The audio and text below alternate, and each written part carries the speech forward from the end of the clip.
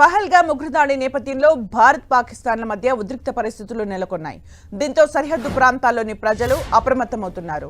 అనుకోని పరిస్థితులు ఎదురైతే తమను తాము రక్షించుకునేందుకు బంకర్లలోకి వెళ్లేలా ఏర్పాట్లు చేసుకుంటున్నారు. శత్రుముఖుల నుంచి రక్షణగా ప్రభుత్వం కొన్నేళ్లుగా బంకర్లను ఏర్పాటు చేస్తూ వస్తోంది. ప్రస్తుత ఉద్రిక్త వాతావరణంలో తాము నివసిస్తున్నామని, పంటలను కోసి సురక్షిత ప్రాంతాలకు వెళ్లనున్నట్లు నివాసితులు మీడియాతో చెప్పారు. గతంలో ఇక్కడ కాల్పులను విరమించడాన్ని భద్రతా దళాల నుంచి హెచ్చరికలు వస్తుండేవి. ఇరు దేశాల ఒప్పందంతో 2021 నుంచి కాల్పులు తగ్గుముఖం పట్టి ఆ హెచ్చరికలు కూడా దక్కాయి. ఇటీవల పహల్గామ్ ఉగ్రదాడితో సరిహద్దు ప్రాంతాల్లో మళ్లీ భద్రతాపరమైన ఆందోళనలు మొదలయ్యాయి అని స్థానికులు వాపోతున్నారు. ఉద్రిక్తతల నడుమ ఇక్కడ ఎప్పుడేం జరుగుతుందో తెలియడం లేదు. ఒకవేళ సరిహద్దు అవతలి నుంచి కాల్పులు జరిపితే మమ్మల్ని మేము రక్షించుకోవడానికి ఈ బంకర్లను సిద్ధం చేసుకుంటున్నామని చెబుతున్నారు స్థానికులు. ఉగ్రవాదులకు వ్యతిరేకంగా చర్యలు చేపట్టాలని ప్రభుత్వాన్ని స్థానికులు కోరుతున్నారు. పహల్గామ్ లాంటి మారణకాండను తాము ఎప్పటికీ సహించమంటున్నారు.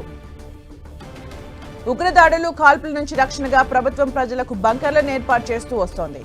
పలు జిల్లాల్లో బంకర్లను ఏర్పాటు చేయడానికి 2017లోనే ప్రభుత్వం అనుమతించింది. 14,460 బంకర్లను నిర్మించాలని సూచించింది. ఆ తర్వాత మరో 4,000 బంకర్ల ఏర్పాటుకు నిర్ణయం తీసుకుంది.